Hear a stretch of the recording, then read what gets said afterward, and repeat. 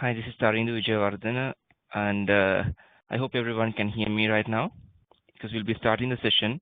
And of course, the lecture materials have not been shared with you, but this will be shared in the due course. And if anyone has any problem when it comes to downloading the lecture that was conducted yesterday, I have already shared the link with you all. So make sure that you run through it as well before the exam. And when it comes to lecture materials, I have already forwarded the lecture slides that were discussed yesterday, because what we have shared earlier was the question, but the lecture slides were forwarded to you today. So I hope that is settled, and if you have anything, make sure that you drop me an email, and I should be able to help you out. And also, you can wait for the lecture slides that will be discussed today once the session begins.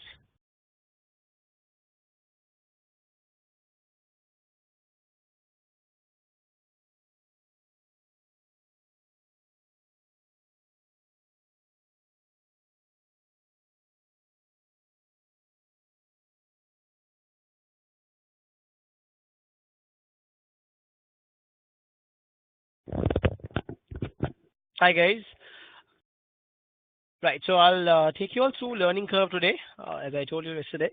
Um, I'll share these slides with you all later on once we're done with uh, the the the theory topics and once we get into the questions. Okay, so learning curve, guys, from an exam perspective, is another very important topic. Um, Generally, your 25-mark question is coming under ABC or learning curve, and most of the fast papers, if you see from 2020 onwards, you will see that it is based on learning curve. So it's a pretty frequently tested topic. So please ensure that you all have covered all possible areas under this topic called learning curve to prepare yourself well for the exam. Okay, I'll get going with the presentation.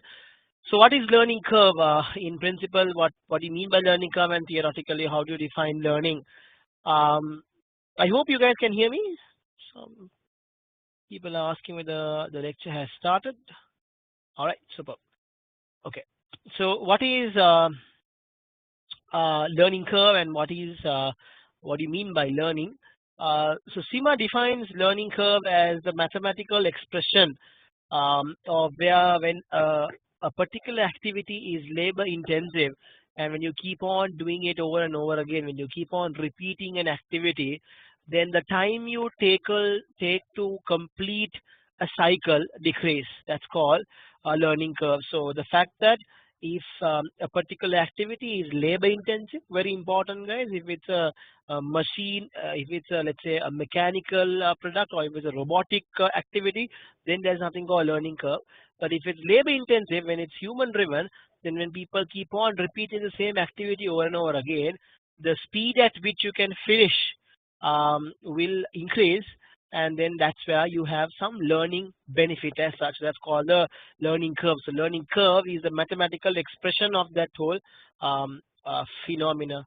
Uh, Guys, now we were 38, can't hear anything.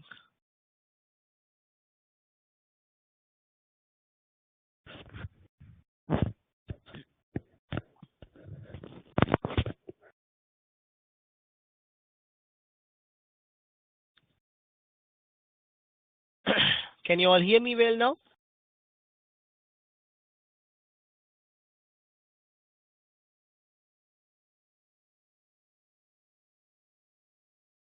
Okay, so guys, I'll continue with the lecture since we're running out of time and it was a late start as well. Right, so like I told you, learning is where when there's a human intensive, labor intensive process, and when you're repeating the same process over and over again, you tend to complete that cycle a little faster, and that whole phenomena is now put into a mathematical formula that's called a learning curve, and that's what we will be discussing as well.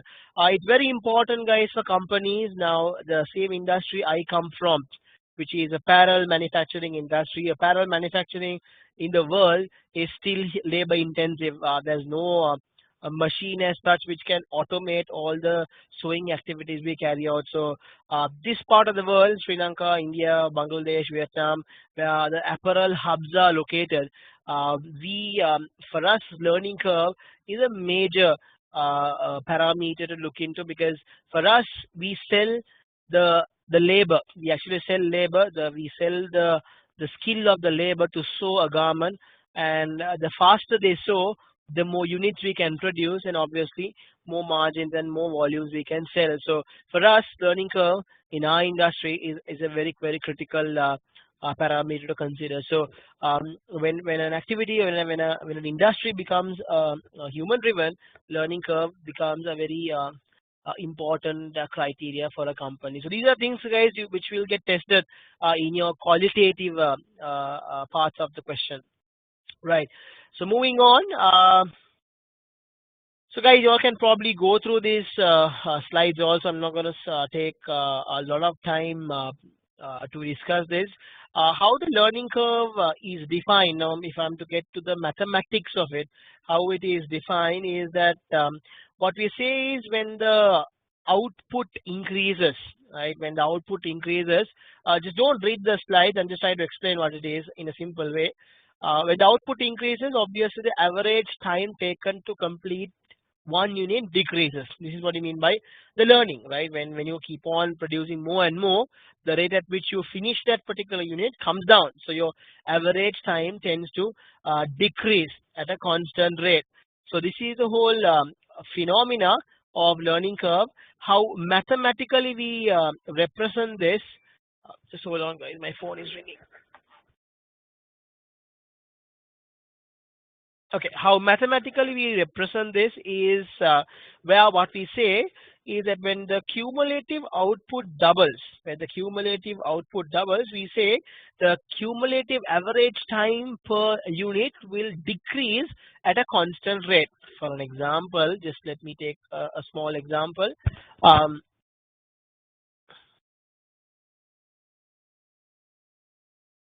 Right.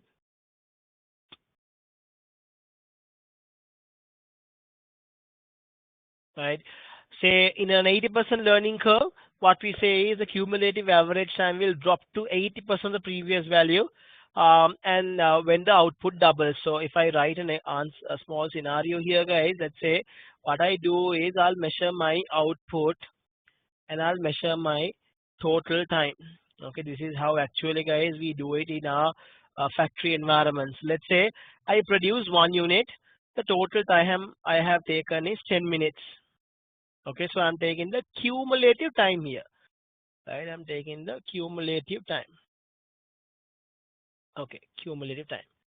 Okay, so the first output I've taken 2 minutes. Then once I complete the second unit, that means I've done 2 units now. I see that I have taken 16 minutes. Okay, now I have taken 16 minutes. I hope you understand how this trend is moving on. Then I have finished 3 units. Now I see that I have taken 19.2 minutes in total.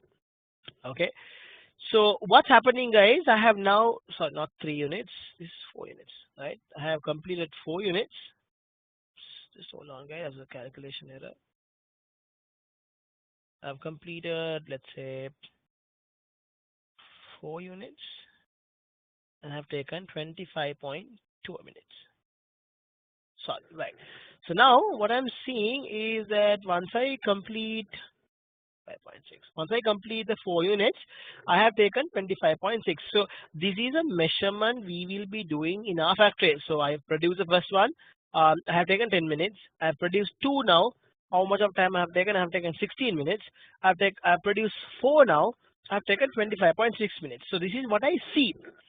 Now what I do is I'll go and calculate what is the average time of my production. How do I find the average time?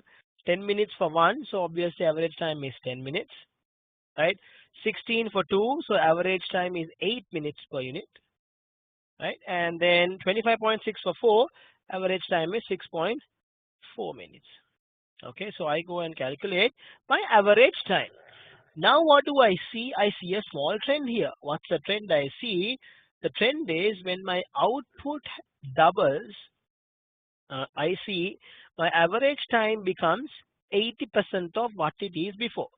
So it was initially 10. Now when my output doubles over here, my average time goes down by 20 minutes, 20%.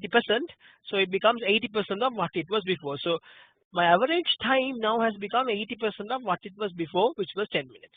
Again, my output doubles from 2 to 4. When my output doubles, my average time is becoming 80% of what it was before. Before it was 8 minutes per minute. Now it's 6.4 minutes per unit. So now my average time becomes 80% of what it was before. So this is called, guys, the learning principle, and this 80% answer, right, the rate at which my average time decreases is called my learning curve. So mathematically, that's the 80% I define as my learning curve. So guys, now in a real life scenario, this is how you arrive at the learning curve, right? If I want to estimate the learning of my factory, I'll be doing this time study. I'll be doing for each doubling of my output, how my total time varies. That's all I can capture. If I had the total time, I'll now go and define the average time, and now I see the reduction of my average time when the output doubles is a constant percentage, and there I'm defining my learning curve and I'm saying my learning is 80%. So always when the output doubles, my new average time per unit will be 80% of what it was before. So I have learned 80% of it. That's how it's done realistically, and that's what this whole 80% means. We were 48. I'm completely lost. Why are you lost? Is it because you missed out on certain clarifications? Is it you didn't understand what I explained, or is it because you it was not audible for you?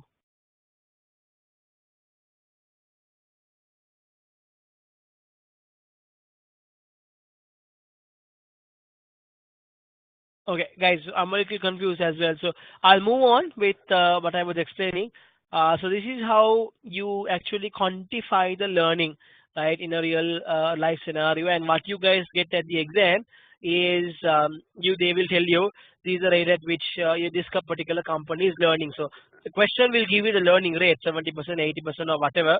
So that's just a data point in your exam. But in the real life, this is how we define this thing called a learning curve. Just to explain, guys, how this learning curve was brought into the world. So these are some of the examples. So a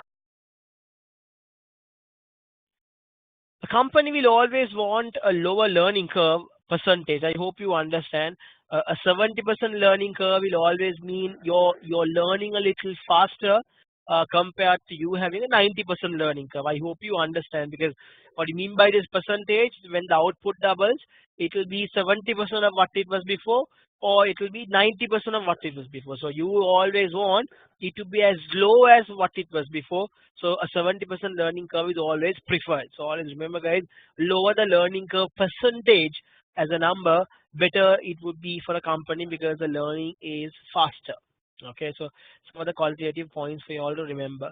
You all can go through these slides again, guys, in detail. I'm just trying to sum up these theories for you all for your understanding.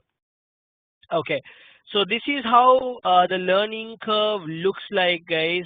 What am I doing here? In reality, if we plot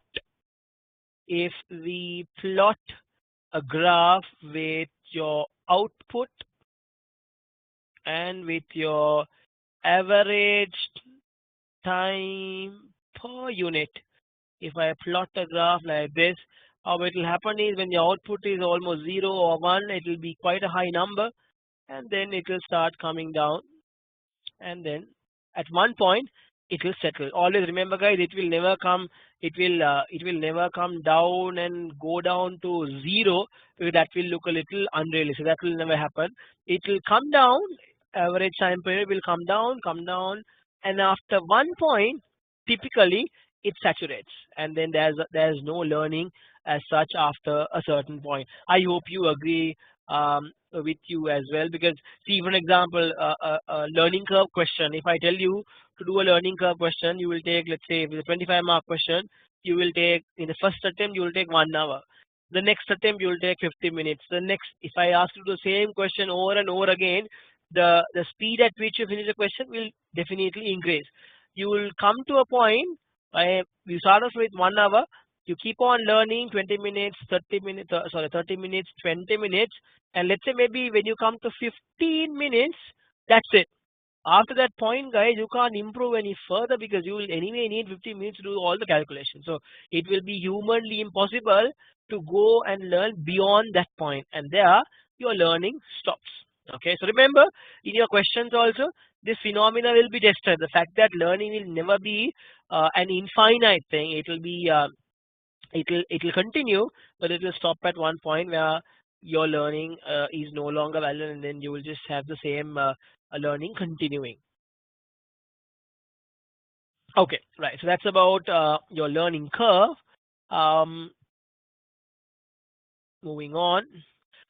These are guys different learning curves. So if I plot 70%, 90%, 80%, whatever. So let's say for example, I have over here, I have three learning curves for you. I have the 90% learning curve, I have the 85% learning curve, and I have the 80% learning curve. Now, how should you figure out of these three curves, what is 90%, what is 80%? Let's say these are the two extremes. So, okay, right. So there's one person asking, kindly explain once again why the lower learning rate is preferred. I'll probably use this example again over here as well. So guys, now if I ask you to pick the learning curve here, Sima will never do it, but just for your information only, I'm asking you to do it. Just for you to understand what exactly learning curve is. Now, I hope you agree with me if I mark this as A and if I mark this as B and this is C.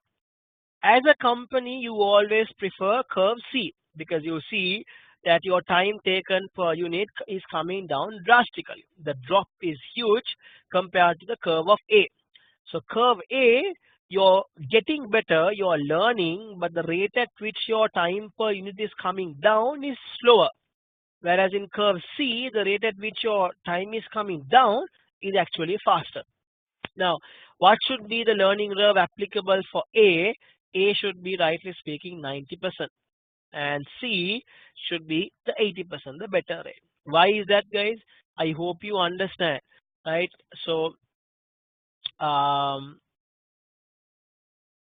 what it meant was when the output went from 1 to 2, when it doubles, learning curve percentage means how does your average time per unit varies. So if the average time was 10 here, if your learning curve is 80%, what will happen is when you double your output, it will become 8 minutes per unit.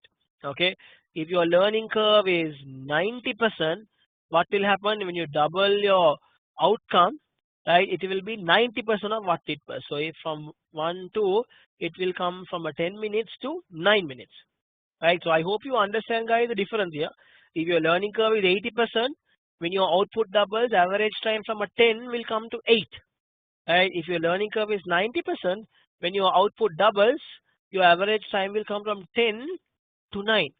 Right. So now I hope you now understand why the lower learning curve rate is preferred, because your drop in your average time is greater, right? And you always prefer to have a lower average time when your output doubles, right? That's why you always prefer a lower learning curve rate. It's not that it's a lower learning, it's a lower learning curve percentage, and the percentage explains when your output doubles, by what percentage your average time will come down. That's why as a percentage we prefer to have a lower percentage. So again, guys, relating to the same example, so therefore this curve A over here represents a smaller or a slower learning.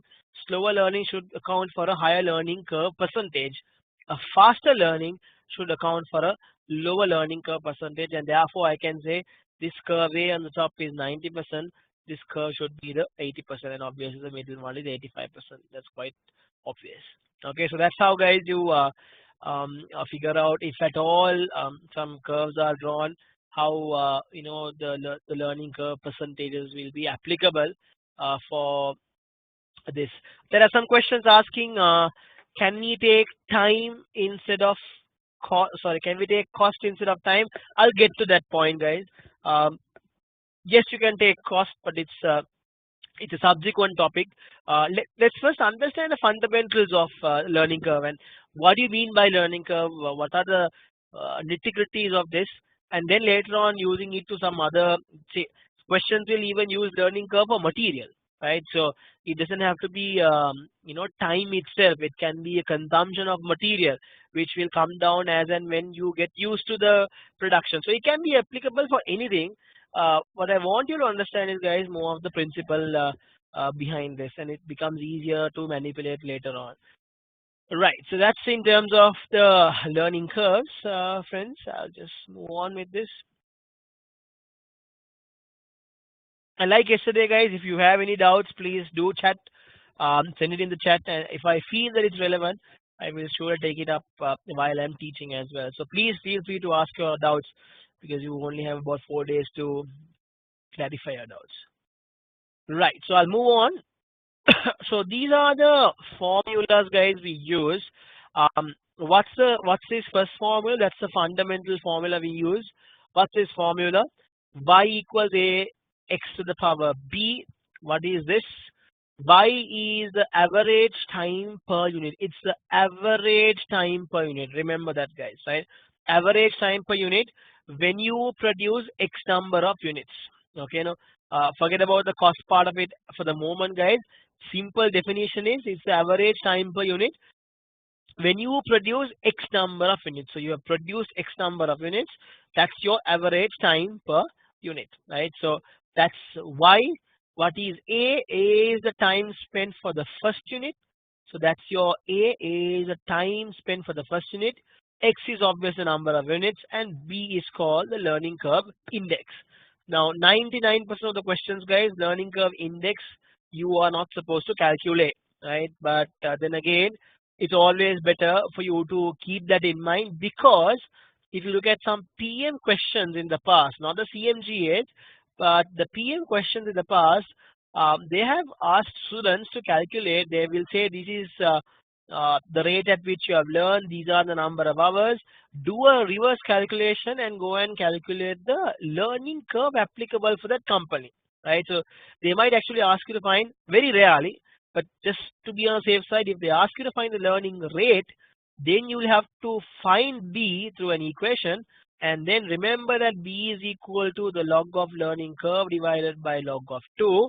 Right? Use this 2 and then find the log of the learning curve, and through that to define the learning curve percentage itself. So I doubt whether that type of a question could come, but if at all it comes, just keep that learning coefficient B's definition as well, which is log of learning curve divided by log of 2. Okay, so that's the main formula, guys, which we use, y equals ax to the power b. But there's another formula which I'm not too sure they're familiar with, but we have defined. It's not the typical formula for learning curve, but we use it to make our questions a little easy. Now, y is the time per unit, right? So y is the time, this is the average time per unit. So if I want to find the total time, right? How do I find the total time using this y number? I'll have to take y and multiply by the number of units. So if I multiply the average time per unit, which is y, and multiply it by number of units, obviously I hope you understand that you get the total time, right? So total time should be principally this y multiplied by the number of units, which is x. So if I take total time as that, y into number of units is what I want. I'll now substitute y as ax to the power b. So this is y, right? Ax to the power b, which is my average time, multiplied by total number of units is x. So now it becomes ax to the power b multiplied by x, and your power rules you have learned, I'm sure long time ago, will tell you now it's equal to ax to the power b plus 1, right? So what is this formula? This formula is if at all you want to find the total time after a learning applies, once you produce x units, what's the total time you have used, use this formula ax to the power b plus 1. It actually makes your life a lot more easier in questions because any question you will have to find a total time, guys. Any question will have that point coming in. So keep this formula in mind. Y equals ax to the power b is a straightforward, is a primary definition where um, y is your average time per unit. If you use average time per unit and you multiply it by the number of units, you have to get the total time. So I'm using the average time per unit, which is ax to the power b, and I multiply it by x number of units, and I define another equation called ax to the power b plus 1, which will help me to get the total time if at all required. So keep both the equations in mind, guys. Even though the second one is not actually proposed by any theories, it will help you to cut down on your timings and manage your question papers. Right. So moving on, guys. I hope up till this point things are clear. So this is the definition of your learning curves. Moving on. So these are some of the learning curve coefficients. These things will be given to you at the exam, guys, and just for your reference only. Not at all to memorize these um, coefficients will be given. B plus 1, obviously you can compute once you have the B, it's just a matter of adding a 1. So these the learning curve coefficients will be always given to you at the exam, so not to worry. If at all not given, use this log of learning curve divided by log of 2. Okay, keep that in mind though. Sima, there's no rule saying that they should give it. They will generally give it, but keep that in mind always.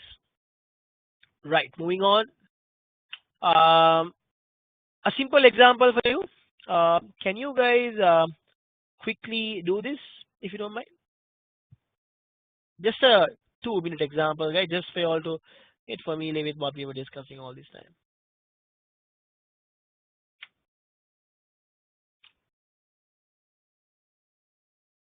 Scientific calculators are allowed. Yes, guys, you need a scientific calculator. It's not that it's allowed. It's a mandate that you take a scientific calculator to the exam. Otherwise, you won't be able to do this power and logs and all these things. No log tables, guys. No log tables.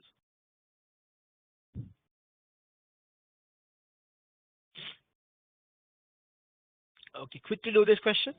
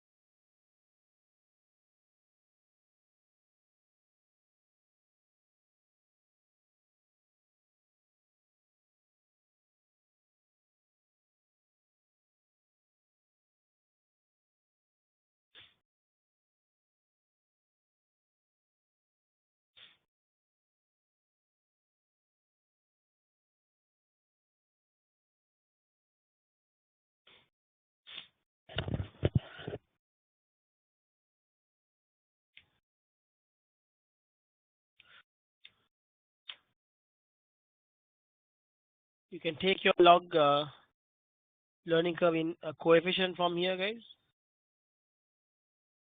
3220.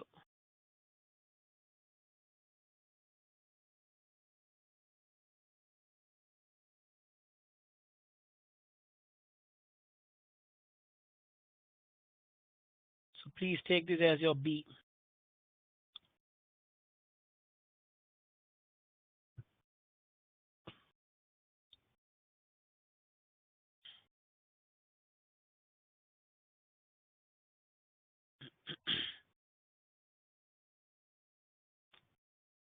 All right.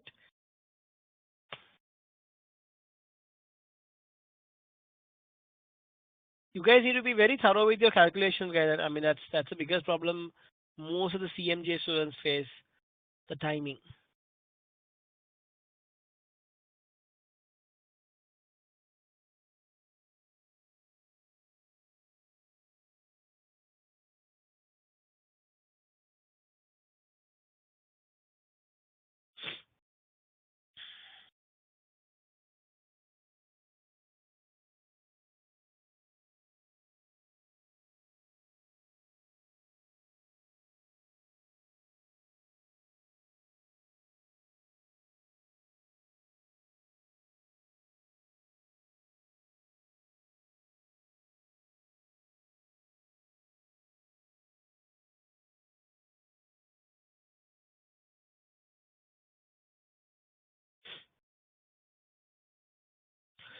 All right, guys. So it says the process has a learning curve of 80%. The first unit takes 10 hours. What's the time taken for? What's the average time taken when you produce 15 units? So this is an average time. Use the y equals ax to the power b simply. So y is the average time. A is the time for the first unit. X is 15 to the power 3220. This should give you your answer for the part A. Okay, it's the part A answer is there. Next one. This is your part A answer. Should be 4.181 hours. All right. So that's your question for the first one. The second one is where you are supposed to use your cumulative time. They're asking the total time you take for the entire 20 units. So now I'm using the x to the power b plus 1 formula. A is the time taken for the first unit, which is 10, multiplied by when I produce 20 units. So 20, and this is b plus 1 over here, right? And I get 76.225. That's my total time when I produce 20 units.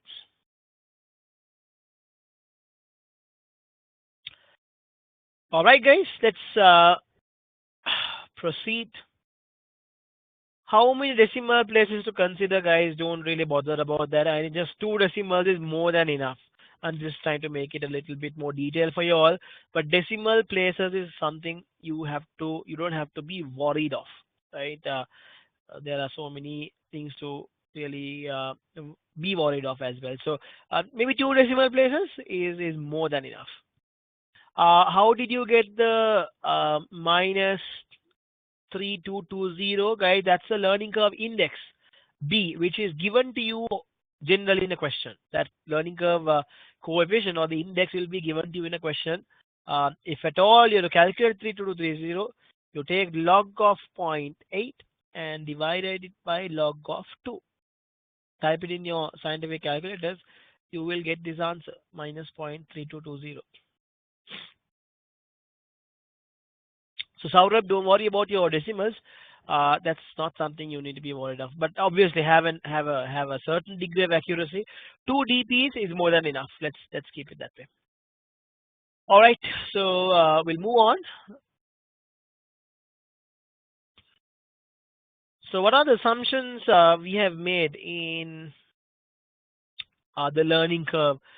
These are some other qualitative analysis you can do, guys, at the exam, if at all they're asking you to talk about the applicability or the realisticness of this theory, right? So what are the assumptions? We assume it's the same working conditions right throughout the production, right? So there's a small typing error.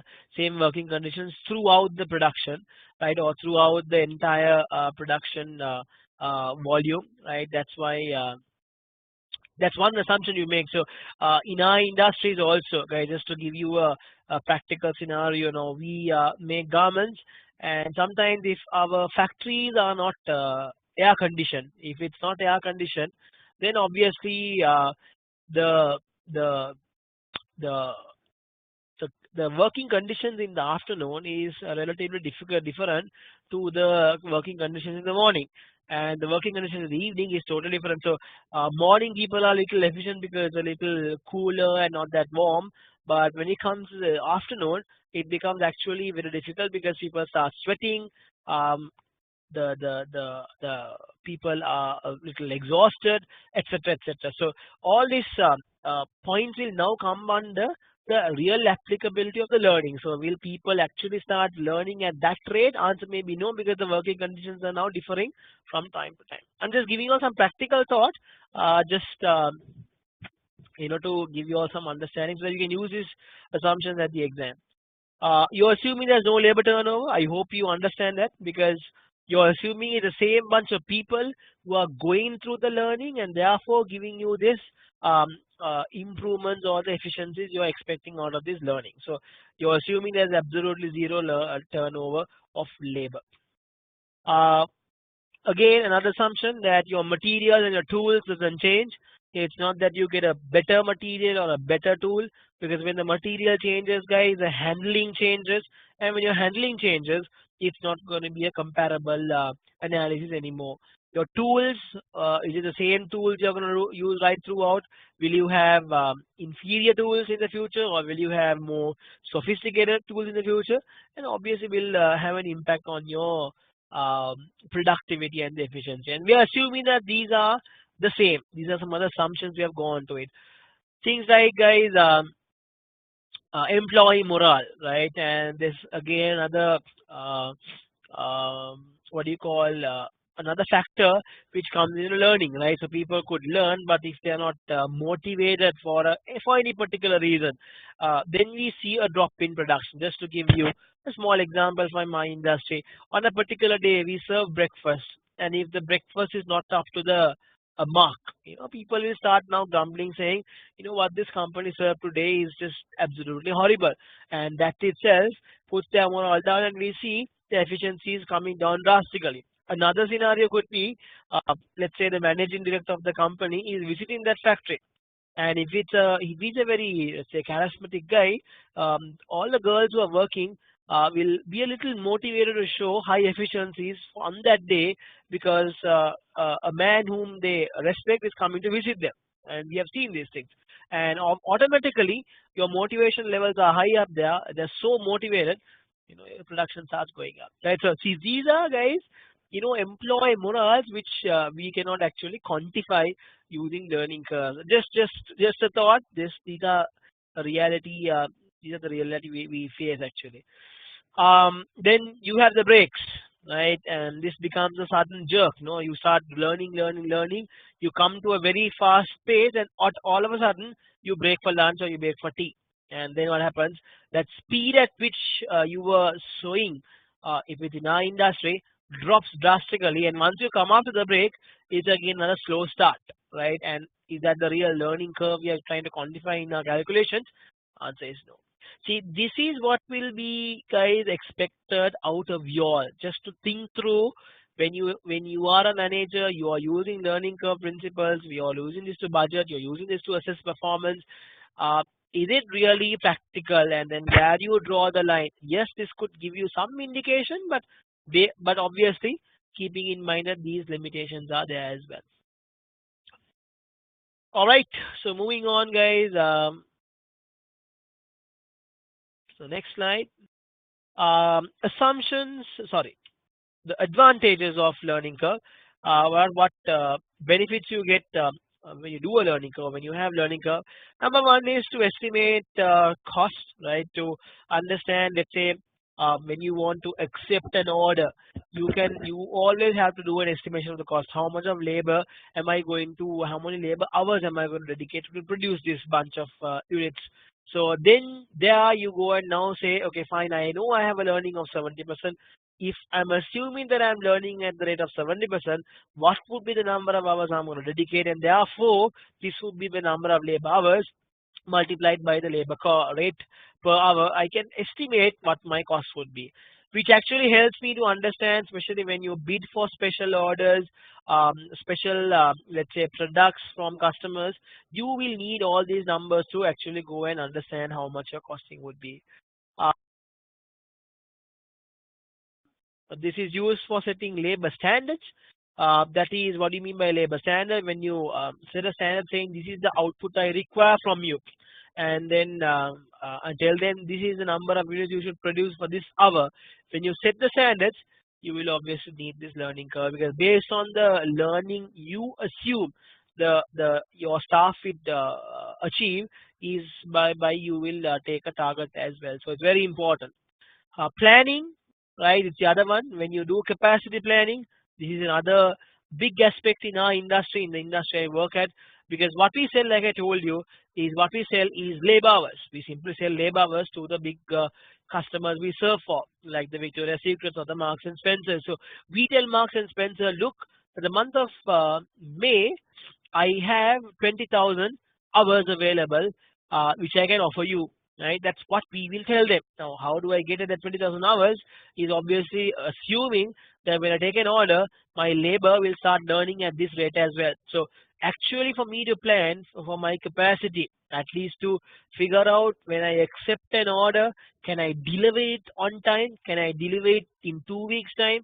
When I do that assessment of my capacity, I need to know how much of hours I have. And when I calculate how much of hours I have, I'll always assume that my labor will start at a high rate, high time per unit, and by the time they learn, they'll come down, and this many hours is what I can have in 2 weeks' time, etc., etc. So this for our industry is a day in day out measurement we use, guys, uh, for capacity planning as well. Then obviously, guys, when you set a standard, you use the same for your performance appraisal. In our industry, we have the bonus and the incentives, and everything is linked to the performance of the girls who are sewing. So, how do you set the standard? How do you tell them? We'll tell them in a particular factory for 1 hour, for the first hour, you should sew 100 units. Now, how do we set this target? We are assuming that these girls will learn at some rate, and that's how we will set the 100 units target. Now we will go and take the actual. And if the actual is 80 units, we tell them, you guys are underperforming, no incentive for you. If the actual is 130 units, now we say, fine, you meet the target, you have an incentive, right? See, guys, both underestimation and overestimation is a problem for a company. This definition of 100 should be accurate, right? If we say 100, and if the calculation is wrong, if we have underestimated our learning, that means actually our labor can learn faster. We have assumed only a slower learning, and therefore they are meeting this target with ease. And are we actually optimizing our resources? Answer is no, right? So people meet the incentives easily, they take the money away, but am I really being efficient? Answer is no. It could work the either way, right? And it could work in such a way saying that sometimes when I estimate my learning, am I being too optimistic? Am I actually assuming a learning rate which is unrealistic, which is not possible to hit? Am I using a learning rate such as 40%, 30%?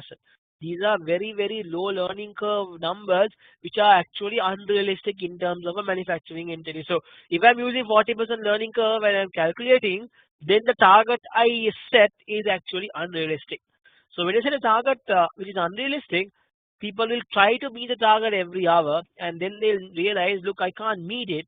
It's unattainable, so I might as well just work very, very slow, because even if I work at the best I can do, I still can't meet it. Okay, so that leads to demotivation again, right? So it's very important for a company to strike that right balance. Am I overestimating learning, or am I underestimating learning? I should get that right learning percentage, otherwise I'm in trouble.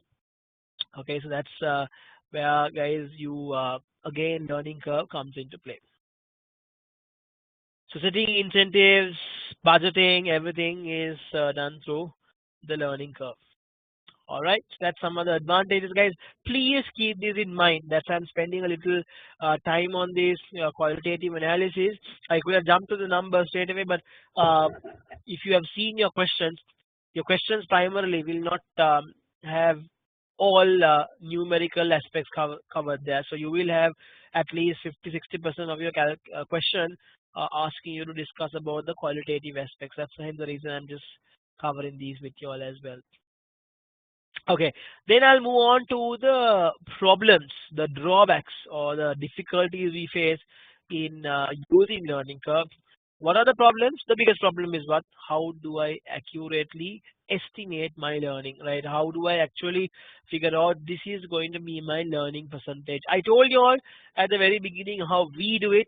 Generally, that's where we keep a count of the output, and we compare that again, the total time we have spent, derive an average time, and then see by what percentage it's coming down. That's how actually we calculate the learning curve.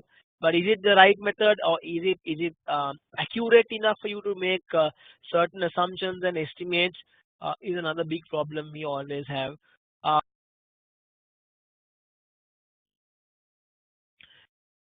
you guys can hear me, right? Hello, you all can hear me? All right, fine, fine. Okay. The next one is not having continuous output. Obviously, if you don't have a continuous output. If the output breaks, then obviously you won't have the learning curve coming in. Saurabh, answering your question, how to calculate for an activity which actually hasn't started. Now, again, this is what we do. Now, it's a valid question, people. What we do in our company, I'll just share what we do. So what we'll do is, obviously, it's not the same customer we are catering to.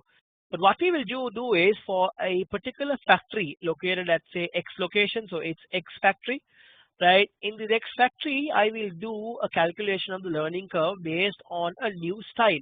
So I'll give the girls a new style or a new product to manufacture, and I'll keep on measuring my output against my total time.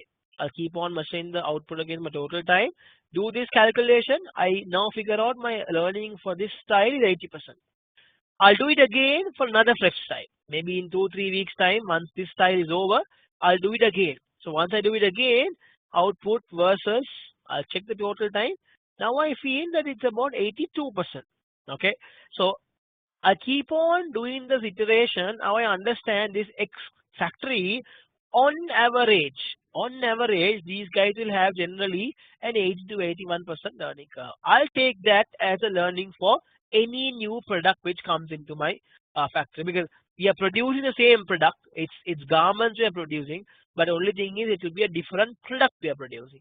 But we'll anticipate the girls to learn at the same rate they used to learn in the past as well. So that's how. That's why we say, guys, it's an estimate. So it's not that we have started it, but you look at the past data, understand this is how my timing improved, and assume that this will apply to the future as well. I hope I answered your question. Right. Okay. Then guys, like just this example I took, the fact that when the design changes, can I use the same learning curve is a question mark always, but we just assume that the learning to be a flat rate. But obviously when the design changes, the speed at which people learn can differ, and obviously that makes this learning curve number a little inaccurate as well. So there's a problem. There's a cons you have when you use learning curve. Uh, the biggest problem is if your output is not labor intensive. Remember, guys, if your output is not labor intensive, you can't propose learning curve, right? You have to look at your product and see what portion of your product is actually labor intensive. What is your labor involvement? If it's very robotic or mechanic, then we actually don't use learning curve principles. Now, in the fabric mills, right, you have fabric mills where you start weaving. When you weave the fabric, that is done through machines, and there's very little human involved. So in those industries, we don't actually use this learning curve principle at all, because we know it's a weaving machine. It just keeps on weaving at a constant rate. There's no learning for that machine, and we don't use learning curve at all. But in sewing, you use, because it's purely driven by human involvement. So I hope you understand that. Next problem is, guys, the unavailability of a stable condition. I told you your working condition have to be smooth. If those two differs, if there's a summer season, winter season, right, you can't have constant production going in. We don't have the problem in Sri Lanka, but we have the problem in Bangladesh.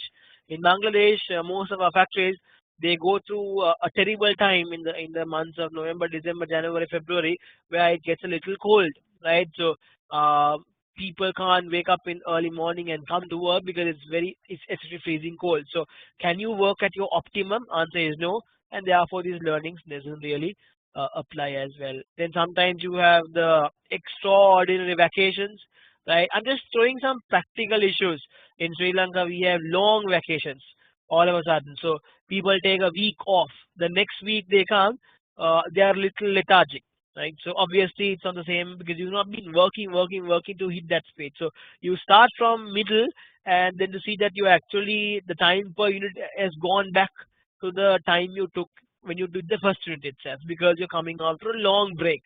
So when we do the production planning, we ensure that we don't break a style when people go for a long vacation, because now we know the efficiencies will drop drastically, right? So these are some other instabilities you have in the practical world, right? And which actually leads to a drop in efficiency. and then which makes the application of learning curve is a little problematic. Right. Then your problems on motivation. Obviously, I hope you understand if the card is not motivated, then you might not be able to you might not be able to get the benefits you expected out of this learning.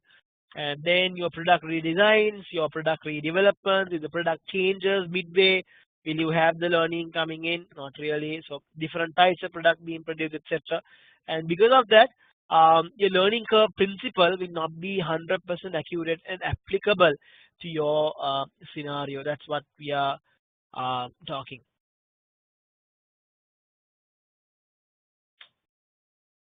Okay, right.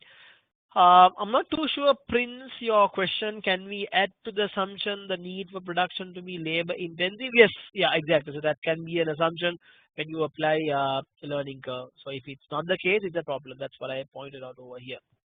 Right. Moving on, guys, to another point which I discussed with you all earlier. Also, the maturity of the learning curve or the saturation of the learning curve. This is what I spoke to you all a little while ago.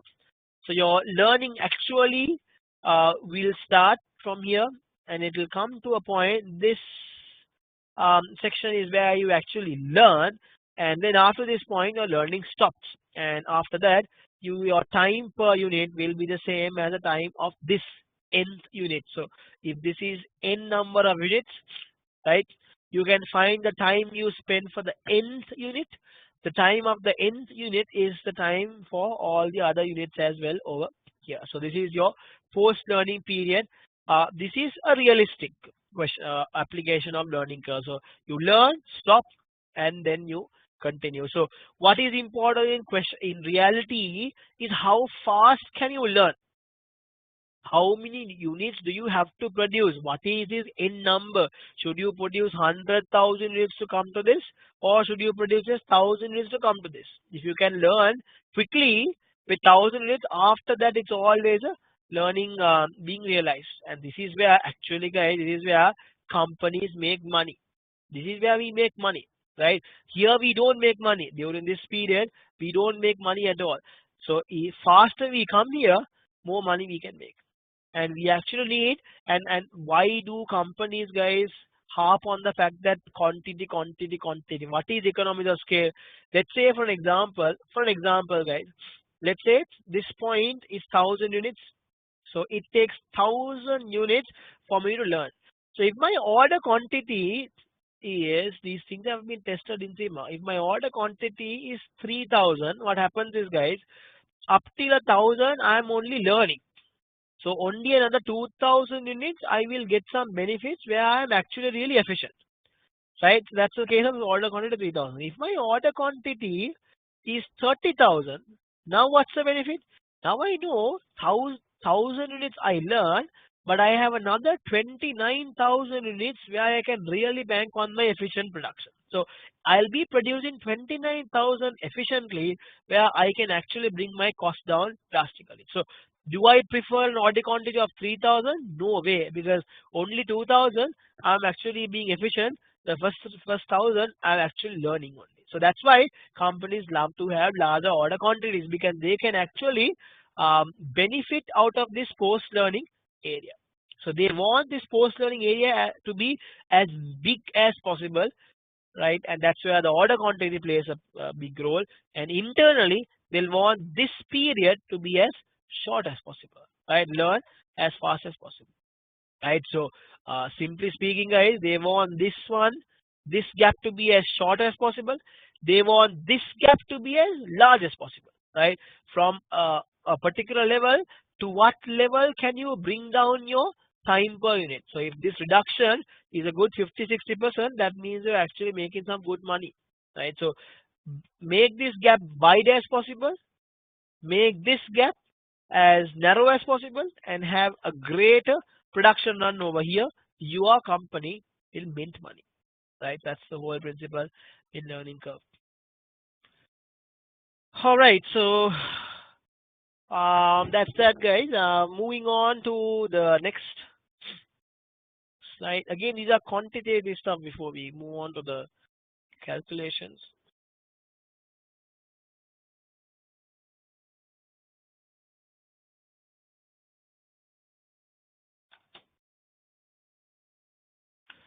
Right. Another aspect is, guys, in terms of budgeting, what are the implications of learning curve in budgeting? The same principle I brought in, guys, earlier also. If an incorrect learning curve is used for budgeting, then either you are or overestimating your labor capabilities, right? You call it labor efficiency variances, right? Obviously, if you, again, same example, if you budget for, let's say, what am I writing? If you budget for a 70% learning curve and you tell the company, you tell your cadre, you produce 100 units, if your actual learning, let's say, is 60%, what will happen is you will easily go and produce 120 units, right? So now what happened? You budgeted for a lower number. Actually, um, actually your production is more. So what happens is here you have been under budgeting and you're underutilizing your resources. That's what happens when you underutilize. It could happen the other way around. You budget for 100, people are only capable of meeting 80 because this budget you took is a very unattainable number. So again, it could be a negative, it could be a positive variance, it could be a negative variance, but if you don't budget it properly, spot on, people will have either motivation issues or company will lose out on not optimizing on the resources. Right. Then, guys, sorry, both. It is important to first correct the planning errors in the situation before the real operational variances are calculated. This is, guys, coming into analysis stage. So sometimes what we do is when we set a budget of 100, let's say we have set a budget of 100 and your actual is 120. We sometimes don't go and compare 100 with 120. What we do is we'll try to see whether we can revise this. Can we revise the budget and see at the right learning rate what should have been my budget? So I define something called a revised budget. Maybe revised budget is 115. Now compare this with 120 and see what your variances are or what your efficiencies are. So maybe you can do this. Again, practical, is it possible? In our scenario, in our context, guys, it's not possible because you set a target. If the girls hit the target, and if we now tell them, no, no, you guys have been really efficient and we have to now go and change the learning curve rates, they will set the factory on fire. So that's a problem we will have. So can you go to that extent in reality? Answer maybe no. So just keep that in mind when you make an analysis. Right. So same thing, guys. Right. Same thing repeated in a different sentence over here. These two analyses are showing, if two different rates are used and actually if it's something else, how will it give you adverse, favorable results? You can just go through and maybe keep it in your mind. But just remember that if you do not estimate your learning curve properly, it will either give you a positive variance. That means it will either show that your labor had been really efficient, or it will either show that your labor had been really inefficient. Right? Out of one of these things will be thrown out of the analysis. But what will happen is, if it shows that your labor had been really inefficient, it might lead to a motivation issues. If it shows that your labor had been really efficient, that will say that you have not really taken the best out of your labor. Right? So either it's underutilization of resources or it's a inaccurate assessment of the performance of your labor. All right. Dyson, you want me to repeat the post earning explanation? Um, I don't know to what level I can repeat it again. Guys, maybe quickly go through this again if someone wants this. Post learning is where once your learning stops, right? What I actually mentioned was once your learning stops, is this time was 10 minutes per unit. All these products you produce, you will be taking 10 minutes a unit. So that's where you say your learning has stopped. So maybe when you do the first unit, you would have taken 100 minutes. You kept on learning all this time, bring the time per unit down, and after that you never learn, you stop there, and you will be taking a 10 minute production time for each unit. That's what will happen. What do you mean by post learning? So what I meant initially when I did this discussion is, companies always want to spend a lot of time over here, right? The larger the number of units produced, after the learning, more the money you can earn, because this is where you actually earn money. With all this time, you are dedicating your staff to take a long time to get the hang of producing that product, right? So obviously you are not making any money here, no margins, no profits over here in this sector. Right? This is where you make money.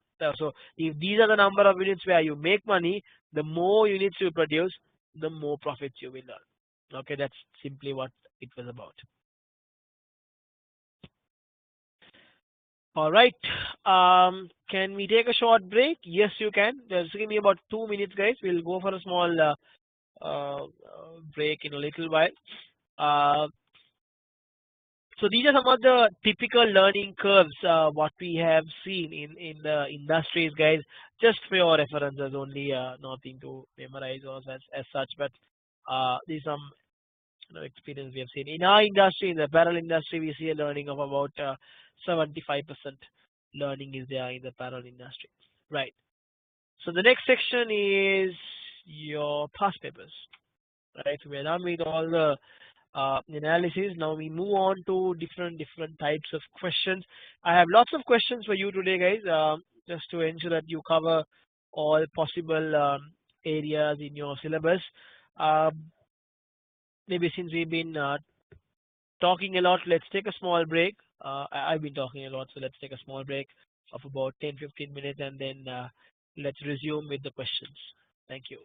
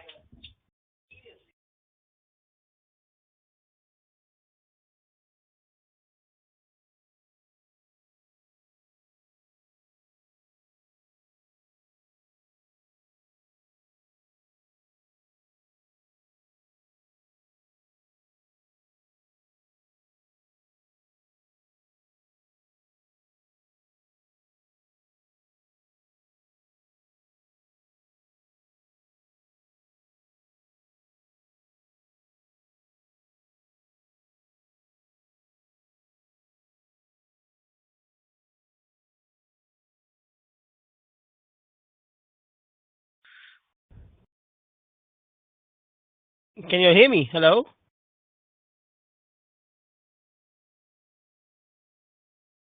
All right. Okay. So, guys, let's start. I have the first paper for you, the first past paper question. Right. Take a look at this uh,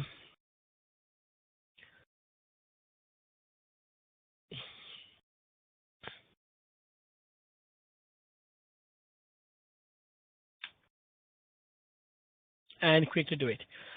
So, it's about 6 to 7 marks, guys. I'll give you all about 15 minutes. Please attempt, and I'll take you all through the answers as well. But I want you all to do the calculation itself, otherwise, I don't think you will get the right benefit out of it.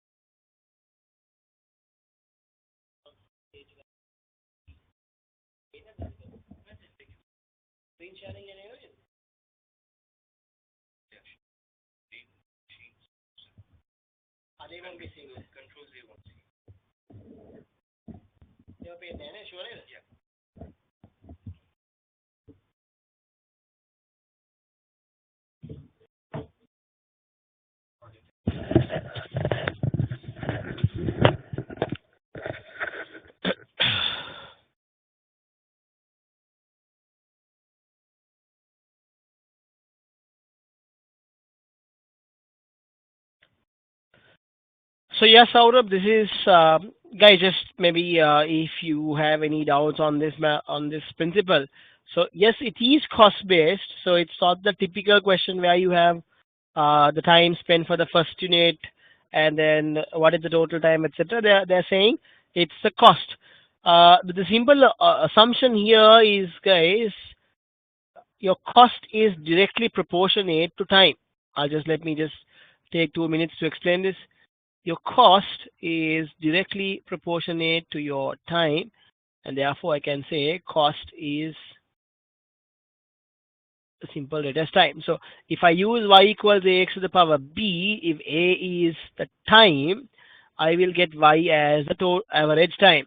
If a is the cost, what I'll get over here is the average cost. Simple as that. So it's just that irrespective of what you use, whether it's time, if you use a as the time for the first unit, y will be your average time. If you use a as your cost for the first unit, y will be the average cost. So it's purely because cost is directly proportional to time.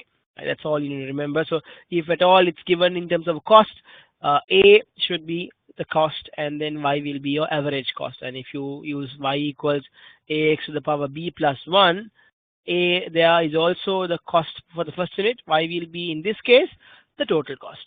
Right? So the same formulas will apply because cost is directly proportional to the time. Right? You can continue to do it.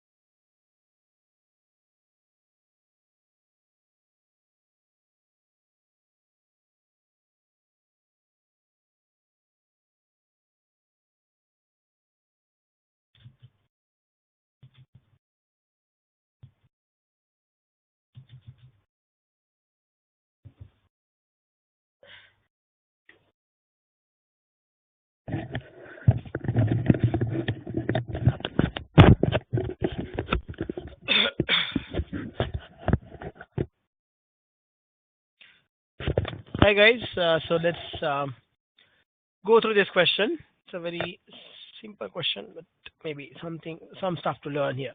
Right, a company is developing a new product during its life, expected life. It is expected that 8,000 units of the product will be sold for $90 a unit. Sorry. The direct material and other non-labor related costs will be 45 per unit throughout the life of the product. Production will be in batches of 1,000 units throughout the life of the product. The direct labor cost is expected to reduce due to the effects of the learning of the first four batches produced.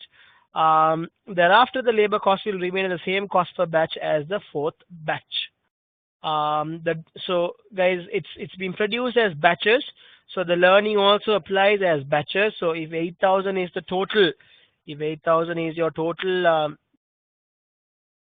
if 8,000 is a total output, then at 1,000 per batch, you will be having 8 batches, right, of manufacturing. And then how the learning will happen is from batch 1 to batch 4, there will be a learning, right, and batch 4 to batch 8, there's no learning. There's no learning curve. That's what it says, right? Thereafter, the labor cost will remain at the same cost per batch as the fourth batch. So if you can remember that small diagram we drew, that's what happening.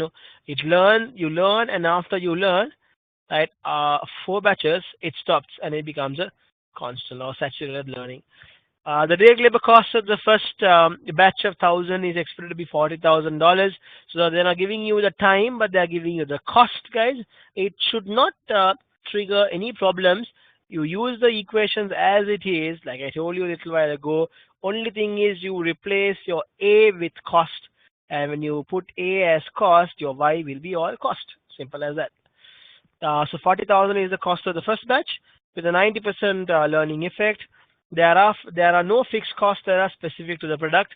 Your requirements are what? Calculate the average direct labor cost per batch of the first 4 batches. So they want you to find the average of the first 4. It's the average, not the total. Right? You have to apply the learning curve and find the average. So what's the simple formula? Y equals ax to the power b. Right? So this is your average formula. Use this and get the answer. So I'll just show you the calculations. Y should be equal to y is equal to ax to the power b.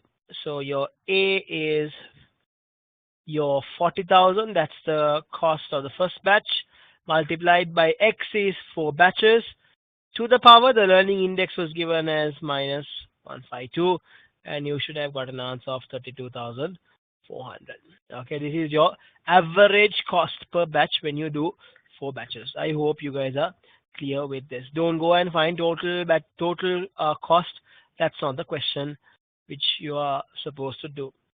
Okay, so this is your average cost, direct labor cost of the 4 batches. Right, so I'll go to the next slide. It has the answers, guys. So this is the first answer. It should be x to the power b. There's a small typo here. It should be to the power b, right? So let me just correct this. So it should be y equals x to the power b, right? And then this again should be a power, right? But hopefully I hope you understand how this 32,400 comes into as your answer. Right, that's done. Moving on to the next question, guys. What's the next question?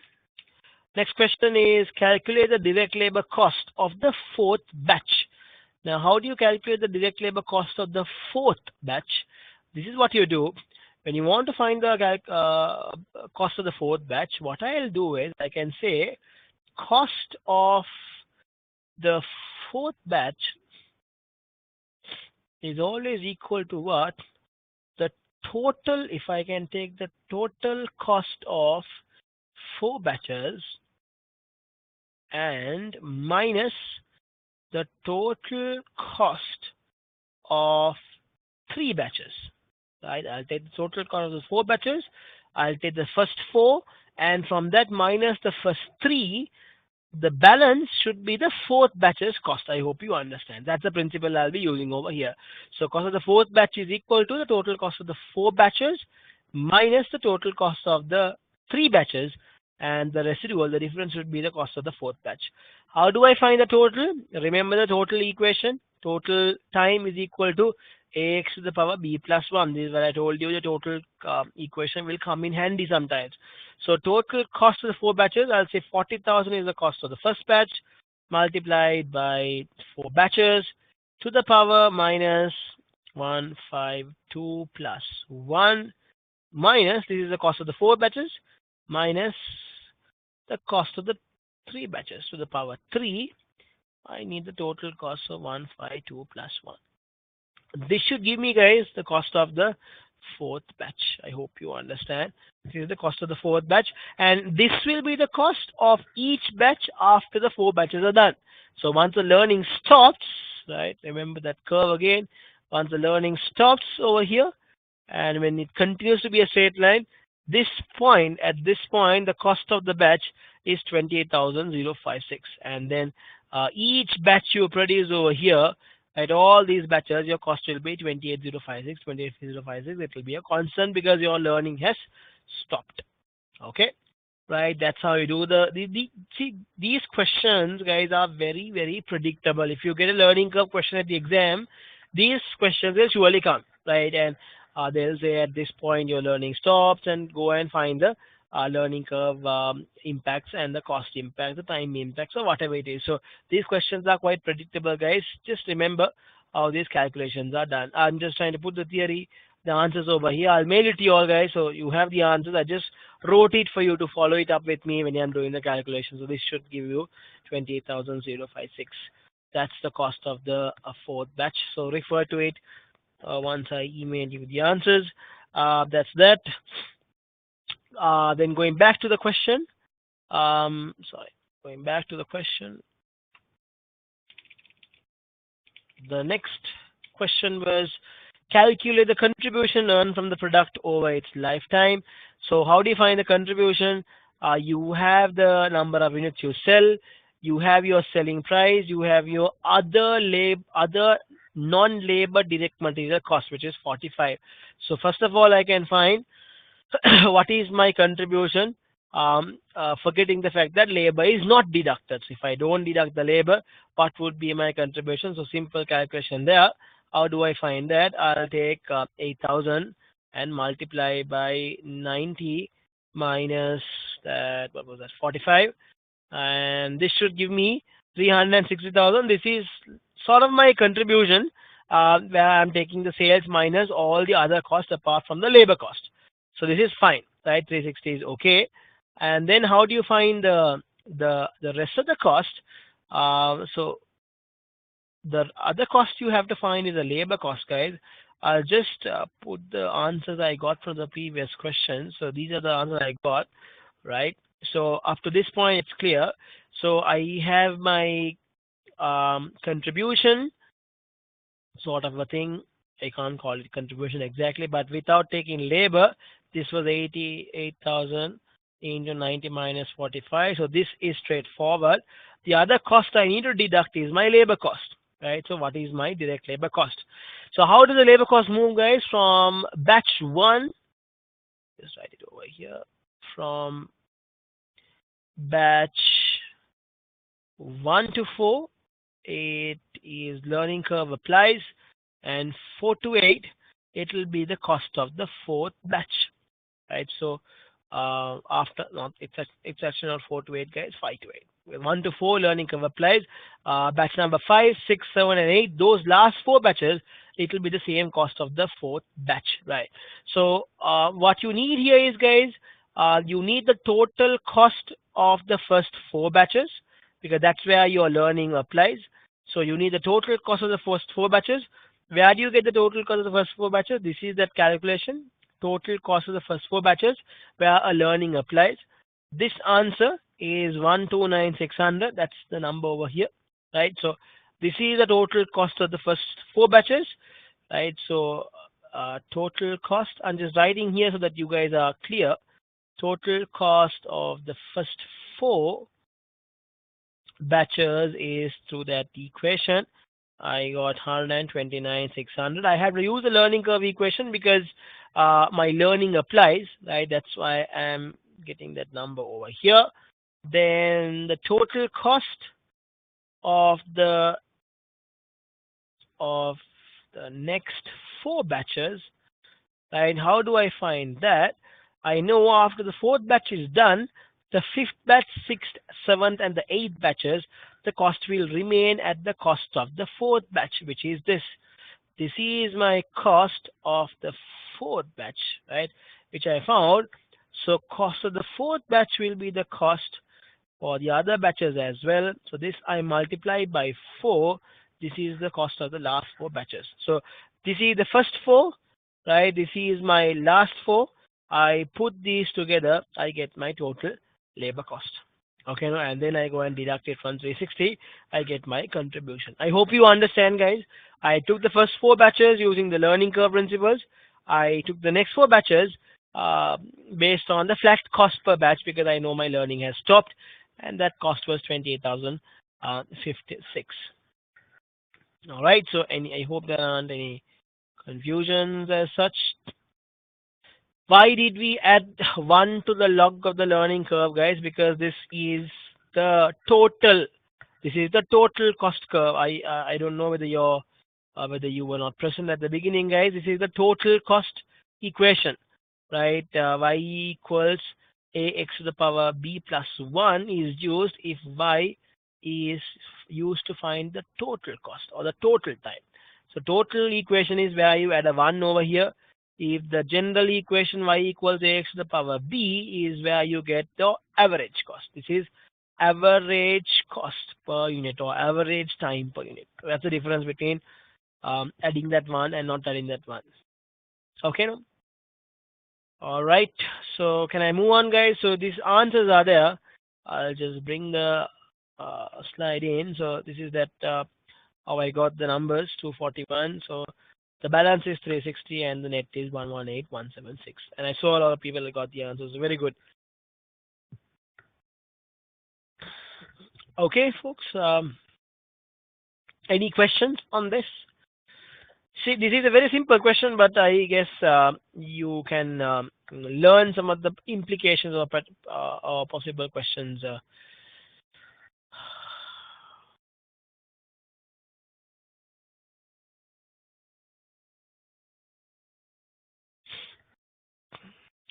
Do we take non-specific fixed cost for target cost evaluation? Yes, you do, depending on the question, guys, obviously. But then again, the question is, how do you apportion it, right? So if you have a fair way of apportioning it, then you can surely take that non-specific fixed cost also. The biggest problem is how do you apportion it? So that's where some companies tend to just forget about the non-specific fixed cost if you are unable to apportion it to the final product rightly. Right, Kashan, your question, revise the third part of the question. Okay, just to maybe take you all to the third part again, guys. What I did was I have to find the total cost and minus it from the total sales. So the sales into number of units here, 8,000 into selling price minus the other cost, 45. I got 360. So this is my contribution sort of a thing without deducting labor. So I hope this is clear for you. The only other cost I need to figure out is my labor cost. How do I figure out my labor cost? Batches 1 to 4, I have my learning applicable. So how do I find the total cost if the learning curve is applicable? I use the total formula, which is y equals ax to the power b plus 1. I use always y, both the equations, guys. It's just two different meanings though, right? So I use this, right, which is 40,000 multiplied by 4 to the power minus 152 plus 1 and I get the answer of 129,600. That's the first four batches where the learning is applicable. That's why I brought over here. I hope it's clear. And then what happens is after the 4 batches finishes, the cost for each batch will remain at the cost of the 4th batch. So the 5th, 6th, 7th and the 8th batches, the cost of each batch will be equal to the cost of the 4th batch. From where did I find the cost of the 4th batch? Second question was where I found the cost of the fourth batch. So 28,056 will be the cost of the fourth batch. This multiplied by 4 batches is where I got the balance cost of the last 4 batches of my production. So add the two, I get my total labor cost. I hope this clarifies your doubt, Kashan. And then total labor cost minus this 360, the residual is my final contribution. All right. Okay, good to go. So that's about this question, guys. And then let's move on to the next one. I again want you all to do it. Take some time and do this. So you have 10 marks. This is a P2 question. Typically, you see lots of P2 questions being repeated in CMJ. Hence, I thought I'll give this to you all. It's a 10-mark question, guys. So you're eligible for 18 minutes. Do it exactly in 18 minutes. If you can't do it, there's a big problem.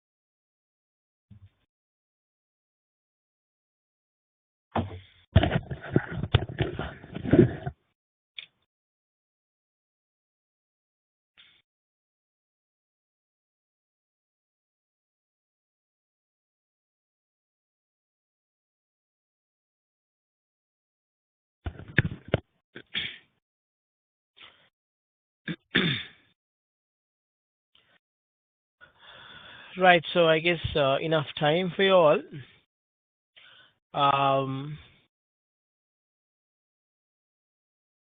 I need to do a small change on this style, guys. Hold on.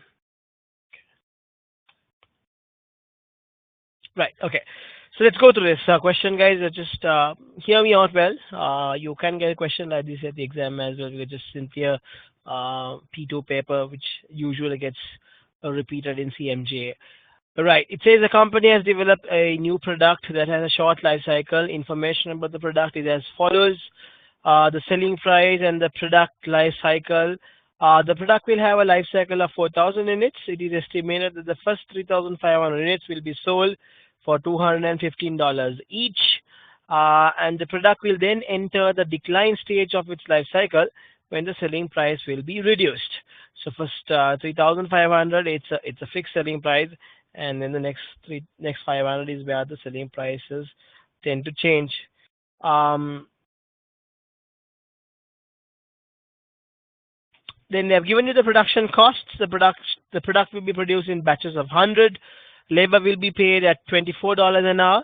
Other variable costs will be 6,000 per batch. Fixed cost will be 130,000. These costs will apply throughout the product's life. Pretty straightforward calculation there.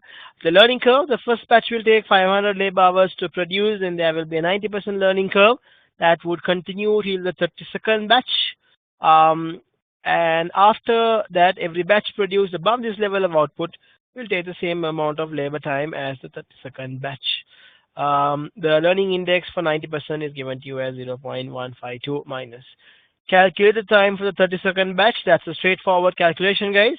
How do you find the 32nd batch's time? You take the total time for 32 batches minus the total time for 31 batches. So that's how you find the total time.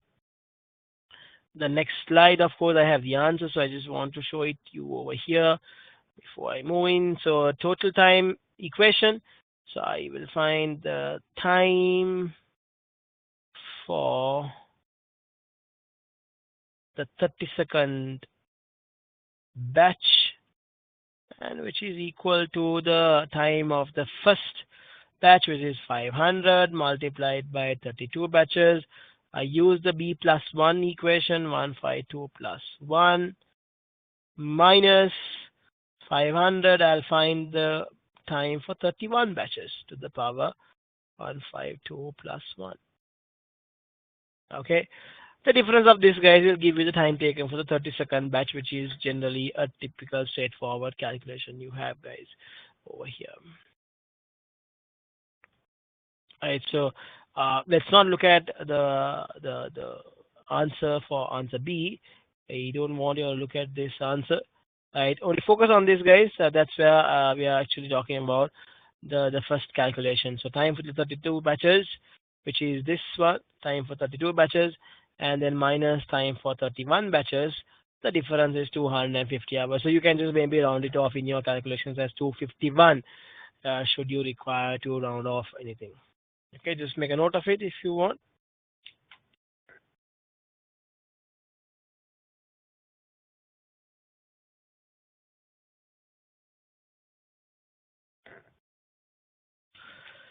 Right, so once you find this, guys, your answer for question A is done. Then you have to come to question 2. Question B. Now, what is the question B asking? Question B is asking for us to now calculate the selling price of the final 500 units that will allow the company to earn a total profit of 150 from the product. So that's a question they're asking you. At what selling price should the last 500 be sold if you are to earn a profit of 150 from the entire production? So it's a very lengthy question, guys. You have to figure out from where you actually trying to start from. So what I've done here is, first of all, I'm trying to understand the entire cost, because cost is something I can easily estimate, and then I can understand to get that 150 target profit, at what price should I sell. So I'm starting from the cost. The first costing I'm doing is for the labor. So now I know for the first 32 batches, the learning curve will apply. So I'm splitting the labor calculation over here, guys. If you don't understand what I've done here, just please follow my working. So what I'm doing here is I'm trying to find the labor cost first of all. Okay. Uh, okay. Maybe just to tell you guys, see what happens in a question like this is maybe I'll go one step backwards. See, you have to figure out people when you see the question where you're trying to start from. That's where sometimes the most important part comes into play. So what they're saying is you need a target profit of 150. You have to find the selling price of the final 500. Right? So final 500, what price should you sell? So what can you do or what will you do? Right? You will know you can find your total cost. Right? Total cost is going to be your labor, your let's say other variable cost, and your fixed cost. You can find these three. This is where your learning curve comes in, but you put all your learning curve here is find your total cost.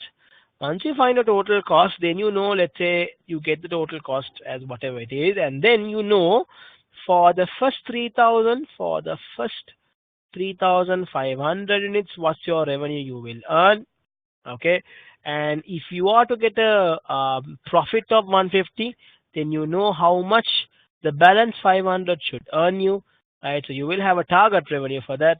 So target revenue divided by 500, you should be able to set the target selling prices. Now you have a faint idea as to what exactly you're going to do in this question.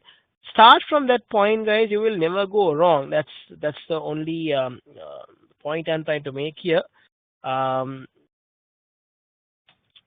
to understand how actually you're going to start the question. So let me erase this. So what I'm trying to do now is now to do the estimation of the cost. How do I estimate the cost? I start from my labor. Now labor is where I have my learning curve applied. So I first find the cost of the first 32 batches. How do I find the cost of the first 32 batches? Y equals ax to the power b plus 1 because the learning applies. I need the total time for the first 32. So first batch takes 500. The next 32 batches to the power 152 plus 1. I will find my total time, which is 9447 hours. That's my total time I found over here, which is consumed for the first 32 batches. This is that calculation. Then after the 32 batches are done, guys, how many are in total? I have how many batches in total? If I go back,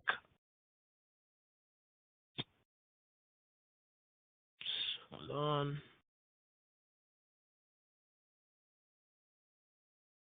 So I have 4,000 units in total I'm selling. So I have 40 batches. So after the 32nd batch is done, there are 8 more batches to go. And all those 8 batches, the labor time per batch will remain the same as the 32nd batch. That's what the question said. If you could remember when you go back, it said after the 32 batches, this point, every batch produced above this level of output will take the same amount of labor time as the 32nd batch. So that's where I know that, guys, going forward 33 onward, it will take the same time as the 32nd batch. So the labor hours for the 32nd batch is what I found in part A. That will be the same calculation here using here this one, and I'll say the next 8 batches will take 250.972 hours per batch, and that's where I get the total hours for the last 8 batches. So I have the total hours of the last 8. I have the total hours of the first 32. This plus this gives me the total labor hours I have for 40 batches. That's the application of a learning curve in this question, guys. I hope this is fine. It's actually the same thing what you had in the previous calculation also, guys. Same principle. Learning stops after a certain point, and then the cost or whatever is the same as the 32nd or the nth batch. Right, so that gives me the total number of hours. This is done, and I can multiply it by the cost per hour, which is 24, and I get my total labor cost. That's done. So my main aim is to find the total cost. So I have the labor cost done. I can now go and find the other variable cost. It said that the other variable costs will be, let's go back to the calculation. The other variable batch costs will be will be how much? 6,000 per batch. So other variable cost will be 6,000 per batch. So I need to multiply 6,000 by the 40 batches, and then it says the fixed cost. The other cost will be $130,000. So now I have to take those two costs as well.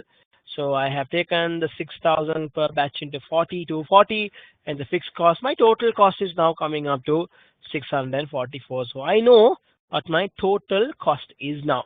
I hope this makes sense to you. That's the same thing I'm showing it to you in the next slide as well, guys. I know my total cost, right? The 644,937, which I calculated a little while ago. Now I'm now trying to understand how much of profits you ought to make. I need a total profit of 150.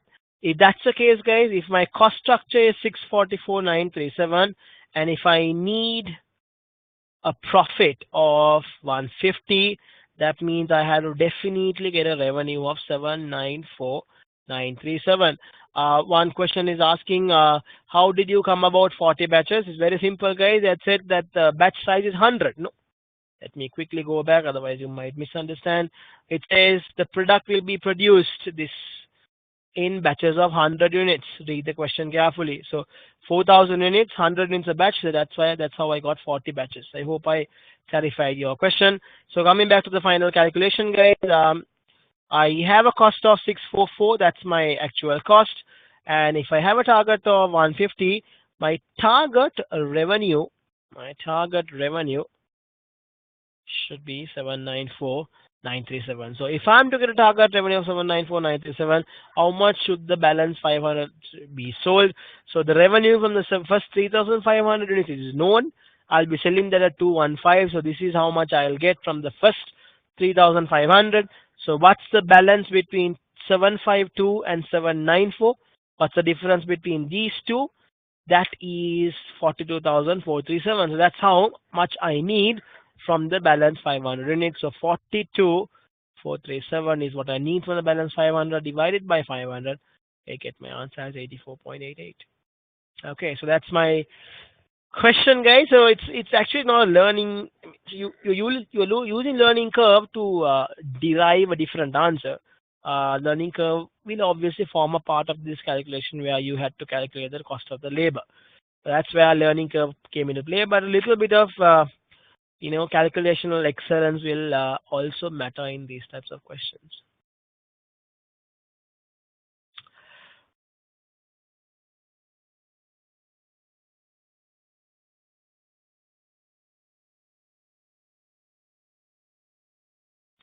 Okay, so that's that, guys, in terms of this question. I have one more question for you. It's a relatively a larger question. Um, Saurabh Sharma, will I get some marks? I'm not too sure. Okay, just saw your approach. Hmm. So it depends on how much of workings you're showing, Saurabh. I can't actually comment on it by looking at a small approach, but depends on how much of workings you have shown and to what level you have taken this question uh, in your answers. Right. So that's that, guys, in terms of this question, guys. I'll move on. I hope this answer is okay with you all, and I hope when you go through the answer again in the slides, it will be self-explanatory. Right. Any more doubts before I move on in terms of the calculations, guys?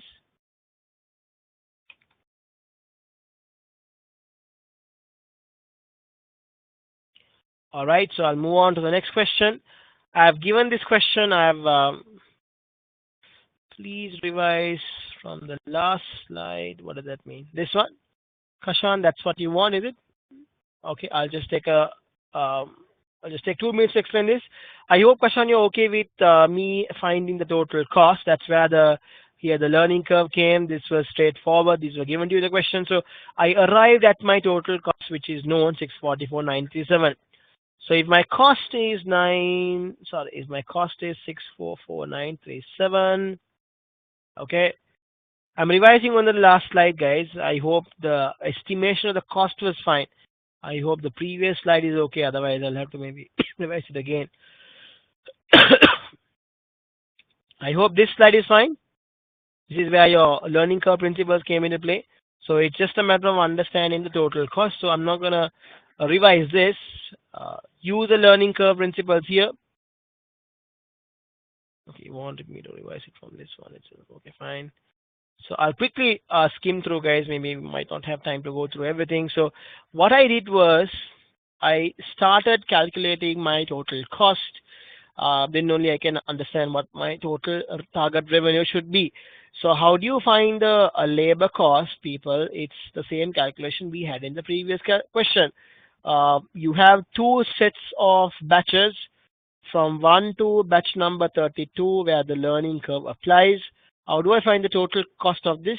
All these 32 batches as a learning curve, so the total cost will be A, the cost of the first batch multiplied by, for 32 batches, I need to understand my cost, so I'll take the 1 plus B plus 1 equation and I get 9,447 hours. This is the labor hours for the first 32 batches. And then the question says, after the 32nd batch, the learning will stop, and the time you spend for the next batches will be the same time as of the 32nd batch.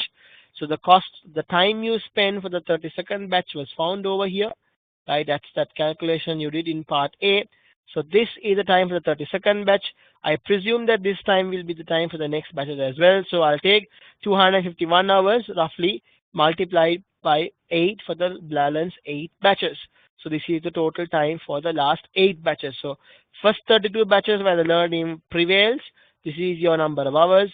The last 8 batches where the learning has stopped, this will be the number of hours. So I have used the time consumed for the 32nd batch to be the time of the 33rd, 34th, 35th, so on and so forth till the 40th. So 8 batches are there multiplied by the time for the 32nd batch. That's your answer. And then I hope these are straightforward, guys. The number of hours I multiply by the rate to get the total direct labor cost. Other variable cost I've given 6,000 per batch multiplied by 40 batches. That cost is done, and then this is straightforward. 1/3 is given, and that's how I arrive at the total cost of my production. I hope this is fine with you all, guys, as far as estimation of the cost is concerned. Moving on, just to revise. So I have my total cost, which is 644. If I know my total cost is 644, I can now understand if I want a profit of 150, what should the revenue be? How much should I earn if I know my cost is this much, if the profit I require is this much? This is like a target costing principle. No, you understand your cost, you have an indication of profit, you have to get 794,937 somehow. That's the target revenue you're defining. Then if this is your target revenue, this can be split now into two, right? Because the first 3,500 will be sold at 215. That is decided already. And the balance 500 should be sold at some selling price. This is your question. At what price should you sell? So the first 3,500, if you're selling at 215, it will give you 752 to 500. That's the calculation I've done over here. It will give you 752 to 500. If that's the case, there's a balance 42,437 to earn. 42,437 is what this should give you. If that's the case, at what selling price should you sell? So 42,437, go and divide it by 500 and you will get 84.88. That's the selling price at which you should sell to get this revenue of 794. That's the calculation over here, guys. Fine. Can I move on?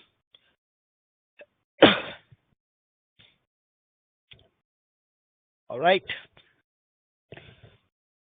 So moving on, guys, the next question is the last question. Uh,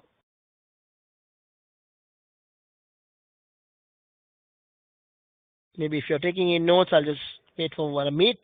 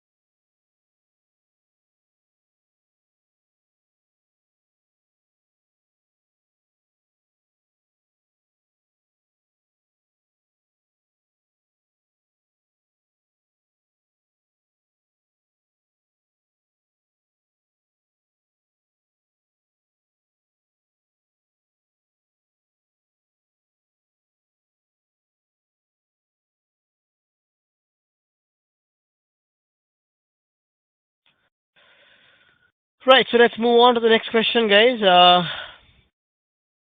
One more question.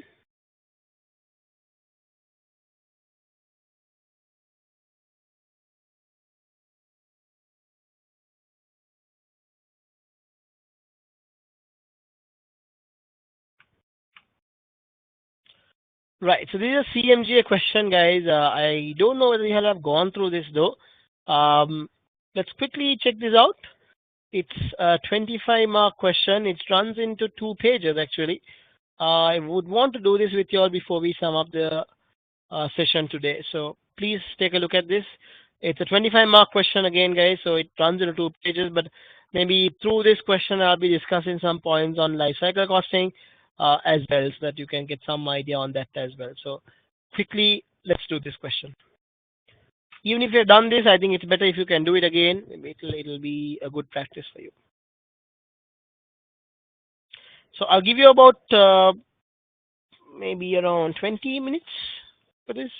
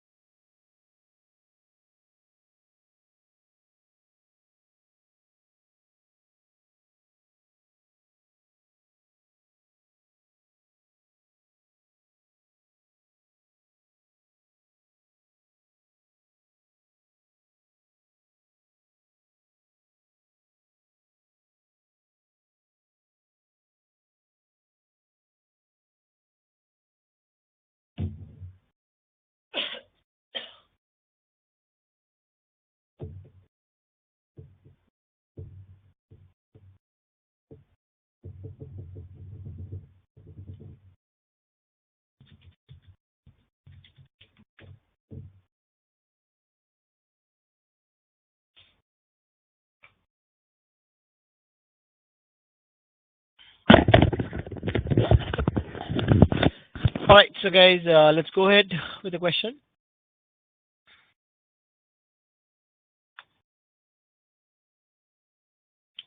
Okay, so the question says, is it TG, a manufacturing company, has developed a new product? This required an initial capital investment of $5 million. At the end of the product life, the capital equipment is expected to have a value of $3 million. So that's the starting value and the ending value. You would need this to define ARR, guys. That's where they have given you the two values. Is it TG requires an annual return of return of ARR of 20% on its average investments in products of this type. The new product has an expected life of 1 year before it will be replaced by a more advanced product. Production, the new product will be manufactured in batches of 1,000 using a JIT system. The first batch is expected to incur a direct labor cost of $100,000, but a 75% learning curve is expected until the cumulative production equals 30 batches. Thereafter, each batch is expected to incur the same direct labor cost as that of the 30th batch. So the same story applies here, guys, right? Up to some point, the learning applies, and after that, learning stops. The expected direct material cost for the first batch is $50,000. However, this is direct material cost. However, an experience curve is expected to apply for the first 10 batches produced. Thereafter, no further savings in material cost per batch is expected. So they're talking about two learnings here. Number one is the labor learning, and they're talking about the material learning as well. Material learning will not be a part of the question, but they'll probably test on some other manipulated questions here and there later on. But they're just telling you that learning also can be applied in material. Other production costs are expected to be 10,000 per batch. Sales of the new product are expected as follows for each of the 4 stages of product life cycle. So I've given you at each stage of the life cycle how many units will be sold and the price at which it will be sold as well. And the learning curve index is given to you guys. All right. Moving on. The first question is to calculate and show the total direct labor cost of the product for each of the 4 stages of the product life cycle. So how do you do this, guys? Now you have to go and calculate the cost of each product. So first one is 10,000. So if it's 10,000, what will be your labor cost? So that's the first calculation I've done over here, guys. I have actually found the average cost here, and I have then multiplied by 10. You don't have to do this. I'm just actually extracting an answer. So you could have used the B+1 equation straight away. Yeah, you could have got the total cost straight from this equation. A being your the cost of the first batch, 100,000, and you want the first 10 batches to the power minus 4150 plus 1. You could have simply said, and then you would have got the answer 384590. So here over here, don't get confused, guys. What I've done is I've taken the usual equation y equals ax to the power b to find the cost of 1, and then I'm again multiplying it by 10. So duplication of work here. Don't do this. You can straight away get the answer using the total equation, but I hope this is not leading to any confusions. I hope you understand both are the same. All right, can move on. So this is the introductory stage, guys. Keep an eye on the point where you will have the learning being stopped. So let's go back to the question. So learning is there for 30 batches. That means till 30,000 units produced, you will have the learning coming in. So from the 10,000, the balance, now the growth stage is 30,000 more. So here you need to understand one thing, guys. Growth stage is 30,000. What does that mean? So if you look at your learning, first to 30 is your learning. This is where your learning applies, first to the 30th batch. What happens is 1 to 10 is your introductory stage, and 11 to 30 will be your growth stage. Okay, and another once the learning stops, learning will stop from 31 onwards. 31 to how many batches you have? You have 130 batches. So 31 to the 130 batches, your learning will stop. So there's no learning curve. involved there. And then remember, in the growth stage, growth involves 11 to 30. There are 20 batches are there, and then 10 more batches where the learning has stopped. Right. So growth stage will involve the last 20 batches of where the learning is existent, and 10 batches where the learning has stopped. I hope I'm clear, because the unit sold is 30,000. 10,000 plus 30,000 is 40,000. So learning is stopping after 30,000 batches. So I hope you understand, guys, from the 11th batch to the 30th batch. 11th batch to the 30th batch, learning is there, right? And from the 30th batch to the 40th batch, there's no learning curve, right? So this is your growth stage. You have to consider both these aspects. Fine with this, guys? I hope this is clear, and I'll be doing the calculation in 2 stages. Right. So if you go to the next part where I'm trying to explain, so this is how the growth stage is looking like. So the learning will continue for 20 more batches, right, till the 30th batch. Learning will continue. So what I've done here is, guys, I found the cost of the next 20. How do I find the cost of the next 20? This is how I found, right? 346750. I have taken the individual approach, but a simpler approach would have been total cost for 11 to the 30th batch would have been what? It would have been the total cost for 30 batches, and from this you minus the total cost for 10 batches. So from the total cost of 30 batches, you minus the total cost of 10 batches.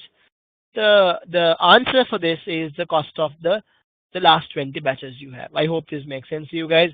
So the total cost of the 20 batches is the 30 batches is 731340. The total cost for the 10 batches is 384590.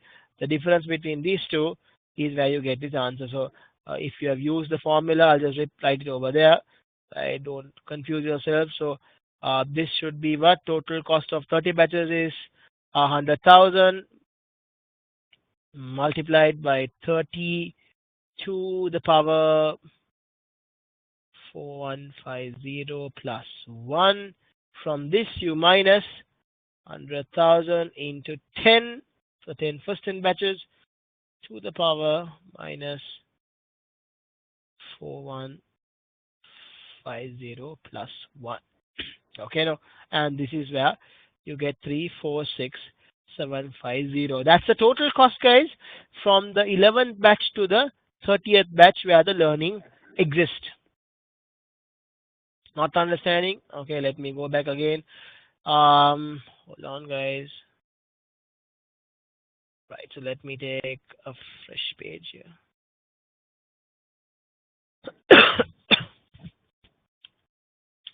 Okay, so guys, what I'm doing here is, just hear me out, please. It can be a little complicated, maybe, so I'll repeat it once again. So what's happening is growth. So introductory, just hear me out well, please. Might not have much time again to repeat this. So introductory is, guys, 10,000 units. Okay, and then growth is 30,000 units. Okay, now, so I hope you understand introductory plus growth is the end of 40,000 units. So introductory plus growth will be 40,000 units. What happens is, guys, the learning stops after 30,000 units. I hope you understand that after 30th batch is done, your learning stops. So learning stops after 30 batches. I hope you get that point. So 30 batches done, your learning stops. So what you need to understand first is, in your growth stage, there are two discrete stages. So under growth stage, growth is from 11,000 to 40,000. So growth stage is from 11, starting from the 11th batch I'll say the 11th batch, starting from the 11th batch to the 40th batch. This is where you have your growth stage. This is your growth stage. So in your 11th batch to 40th batch, you have two stages. One is 11th batch to the 30th batch, where learning exists. So learning exists. Okay. And then from the 30th batch to the 40th batch, there is no learning. All right. So this is how you split the two stages in your growth stage. So in a growth stage, which is from the 11th batch to the 40th batch, remember 11th to the 30th there is no learning, and then 30th onwards, sorry, 11th to the 30th there is a learning, and then 30th onwards there's no learning. So that's the whole point here. So how do I find this? Now I'm trying to find out when the learning exists, what's the cost for the 20 batches over here from 11 to the 30th. That's what I will do now. So how do I find the cost of this? Okay, I'll just do it over here. I'm going to find the cost of 11th to the 30th batch, right, where the learning exists. So I want to find the cost from 11 to 30, that's 20 batches. So I will say total cost of batch number 11 to 30 is equal to total cost of 30 batches minus the total cost of 10 batches. So from the first 30, I'll deduct the first 10. First 10 was introductory. So from the 30 where the learning stops, I'll deduct the 10 which is introductory. Balance 20 is a part of the growth stage. That's what I'm trying to do here. How do I find the total cost of 30? Total cost of 30 will be 100,000 A multiplied by X 30 to the power 0.4150, whatever guys, plus 1. Then minus 100,000 to the power multiplied by 10 to the power 4150 plus 1. This answer is, guys, the cost of the 11th to the 30th batch. So that last 20 batches in your growth stage where the learning applies. Is this fine with you all, guys? This is the first part of the calculation. All right, super. So this answer is the cost of the 11 to the 30th batch. Once you get the cost of the 11 to the 30th batch, what you do is now you want to find, now this is done. Now you want to go and find the cost from 30th to the 40th batch. How do you find that? From, it's actually not 30th, it's from the 31st, because 30th is all calculated. So from the 31st to the 40th, what's your cost? How do you find that? From the 31st batch onwards, guys, there's no learning. So what's the cost of the 31st batch? It will be the same cost of the 30th batch. Now there's another calculation required here. I'll have to erase this, guys. I'll have to erase this whole. I hope you guys have taken relevant notes down. So I'll erase this. Is this fine? Can I erase what I wrote here? All right. So okay. So I'll erase this. So I'm done with the first 20. I'll erase this. Now what do? I want to find from the 31st to the 40th batch what is my cost. How do I find that? I know after the 30th batch my learning stops, and the following the next batches, the cost per batch will be the same as the cost of the 30th batch. So now I want to do a separate calculation. What is the cost of my 30th batch? What is the cost of the 30th batch? What's the cost of the 30th batch? How do I find that? I find the total cost of 30 batches minus total cost of the 29 batches. Why do I do this? To find the cost of the 30th batch. So once I find this, which is 100,000 into 30 to the power 4150 plus 1, right, minus 100,000 into 29 to the power 4150 plus 1. This will give me the cost of the 30th batch. Now I know the cost from I initially, the previous calculation I found 11th to 30th is done. Now 31st to the 40th, how do I find